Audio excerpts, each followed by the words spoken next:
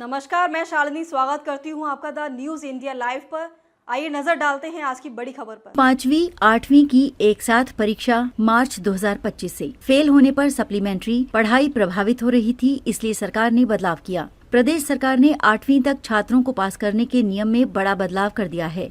अब 5वीं और 8वीं केंद्रीयकृत परीक्षा होगी, जिसका पैटर्न लगभग बोर्ड परीक्षा जैसा ही है। खास बात ये है कि ये बदलाव इसी शिक्षण सत्र 2024-25 से लागू होगा। मार्च में होने वाली वार्षिक परीक्षा नए पैटर्न पर होगी।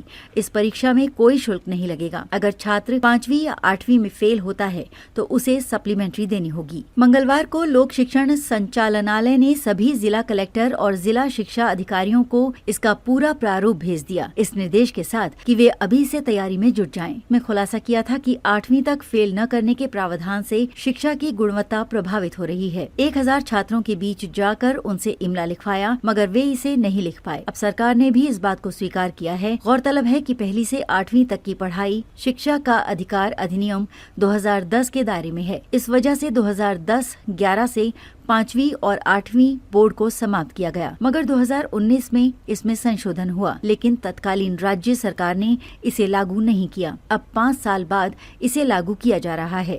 इसमें उल्लेख है कि राज्य सरकार स्कूल को 5वीं और 8वीं या दोनों कक्षाओं में रोकने या अनुत्तीर्ण करने की अनुमति दे सकेगी। गौरतलब है कि इन दोनों कक्षाओं में 10 लाख से अधिक छात्र बैठते हैं। कक्षा 4 और 7वीं की वार्षिक परीक्षा की कॉपी का मूल्यांकन अन्य स्कूलों में करवाया जाएगा, ताकि छात्रों की शैक्षणिक स्थिति के आधार पर आगामी सत्र में केंद्रीयकृत परीक्षा की तैयारी सत्र शुरू होने के साथ शुरू हो। 5वीं 8वीं में किसी भी विषय में फेल होने वाले छात्र की पूरक परीक्षा ली जाएगी, उसे अगली कक्षा में जाने से रोका नहीं जाएगा। 10वीं 12वीं बोर्ड परीक्षा के लिए जिस तरह से नजदीक के थाने में पेपर रखा जाता है, इसमें भी उतनी ही गोपनीयता बरती जाएगी। परीक्षा की समय सारिणी लोक शिक्षण संचालनालय जारी करेगा। विशेषज्ञों से प्रश्न पत्र तैयार करवाए जाएंगे। केंद्रीयकृत परीक्षा का आदेश शासकीय स्कूलों के साथ साथ सभी निजी स्कूलों में भी लागू होगा, सिर्फ सीबीएसई और आईसीएसई को छोड़कर। निजी स्कूल के सामने संकट ये है कि वे निजी प्रकाशकों की किताबें पढ़ा रहे हैं। ऐसे में केंद्रीयकृत परीक्षा होने से वे चिंतित हैं।